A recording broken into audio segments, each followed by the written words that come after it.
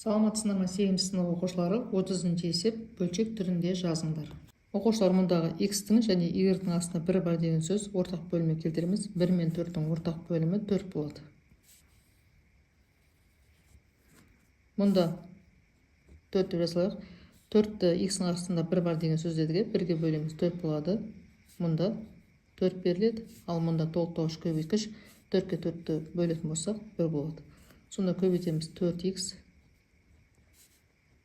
қосылған 4y қосылған x азайтылған y. Енді ұқсас мүшелерді біріктіретін болсақ 4-тің өзі жазылады. 4x қосылған x 5x болады. 4y азайтылған y 3y болады.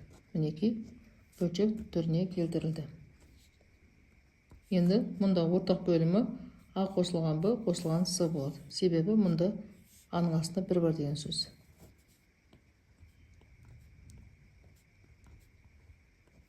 Мұнда толықтауыш көбейткіш мұнда 1 болатын болса, a қосылған b қосылған s-ны 1-ге бөлсек, мынаның өзі шығады. a қосылған b қосылған s. Мұнда 1 беріледі. Енді a-ны көбейтеміз a квадрат, a-ға b-ны көбейтеміз, a-ға s-ны көбейтеміз. Мұнда минус ab, мұнда 1-ді көбейтеміз, a-сыға минус a-сы минус b-сы болады. Енді қысқартатынын қысқартамыз, қалғанын жазамыз.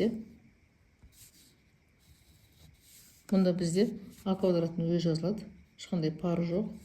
Мұнда ab минус ab мен қысқарады, a-сы мен минус a-сы қысқарады. Сонда a-ның квадраты минус b-сы қалады екен. Бөлімі сол күйі өзгермейді. Осылай қалады.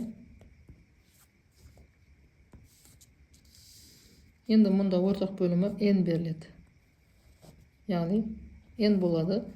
Мына екеуінің астында 1 бар деген сөз. n-ді бірлерге бөлетін болсақ, n-нің өзі болады. Мұнда n беріледі, мұнда n беріледі. n-ді n-ге бөлетін болсақ, 1 беріледі. Көбейтеміз nm қосылған n-нің квадраты. Мұнда минус 1, мұнда 1-ді көбейтеміз mn-ге, сонда мұндаға минус таңбаны ескереміз, минус m болады. n-нің өзі жазылады, мұндағы nm мен минус nm қысқарады, сонда бізде қалады n квадрат минус 1.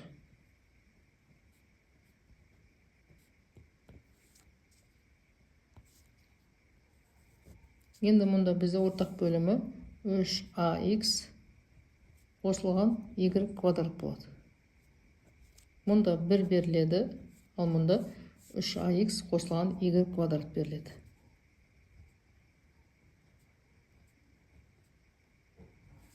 Енді көбейтетін болсақ, 3ax азайтылған y квадрат, ал мұнда минус 3ax минус y квадрат болады. Мұнда бізде 3ax қосылған y квадраттың өзі жазылады. Мұнда бізде 3ax пен мына екеуі қарама-қарсы таңбасы болғандықтан қысқартылады. Минус y квадрат, минус y квадрат, минус 2y квадрат болады. Енді келесі, мұнда a квадраттың b квадраттың астында 1 бар деген сөз, сонда ортақ бөлімі a қосылған b болады. Мұнда a қосылған b беріледі, мұнда да a қосылған b беріледі. Ал мұнда 1-дің өзі беріледі. Енді көбейтеміз a куб қосылған a квадрат b болады. Мұнда b-ны көбейтетін болсақ, минус ab квадрат минус b куб.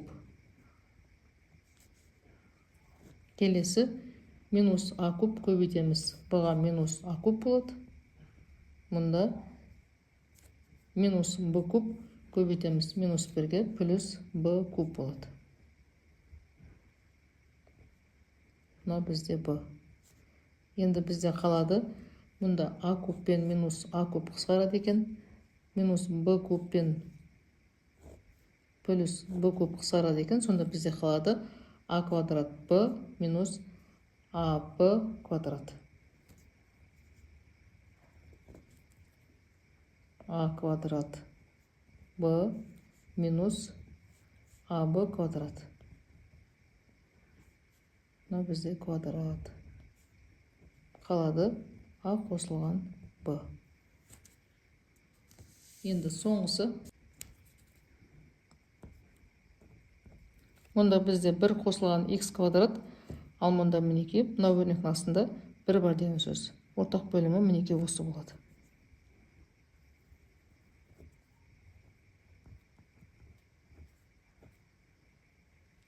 Мұнда бізде 1 қосылған x-ің квадраты беріледі, ал мұнда 1 беріледі.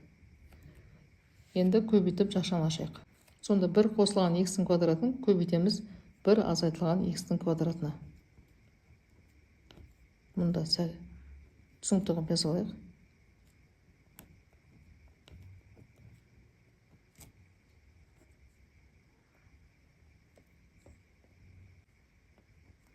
Мұнда көбейтетін болсақ, минус 1 азайтылған x-тің 4 дәрежесі болады.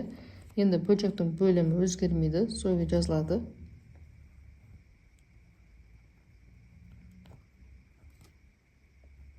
Оқушылар, мұнда біз 1 азайтылған x квадраты 1 қосылған x-тің квадратын былай жазсақ болады. 1 азайтылған x көбейтілген 1 қосылған x осының квадраты деп жазсақ болады.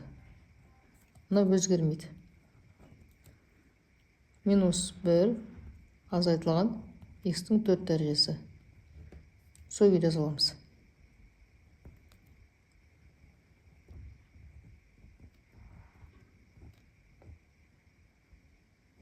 Енді мұндағыны 1 азайтылған x-тің квадраты деп алсақ болады.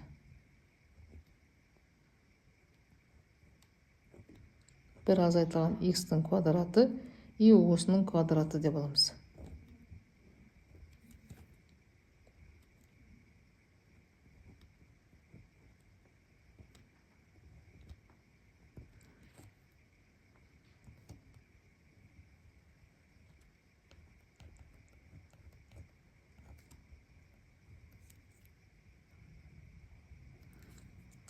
Енді оқушылар, мұндағыны ашсақ болады. Ол ашылады. 1 азайтылған бірінші және екінші өрнектің квадраты қосылған x-тің 4 дәрежесі. X-тің квадратын дәрежені дәрежелейміз, x-тің 4 дәрежесі болады. Минус 1 x-тің 4 дәрежесін өзін жазамыз. Сонда мұндағы 1 мен минус 1 қысқарады. Мына бізде 1.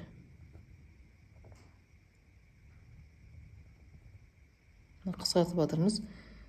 X-тің 4 дәрежесі мен минус x-тің 4 дәрежесі қысқарады. Сонда бізде қалады минус 2x квадрат. Оны таңбасын алдыға шығара салайық.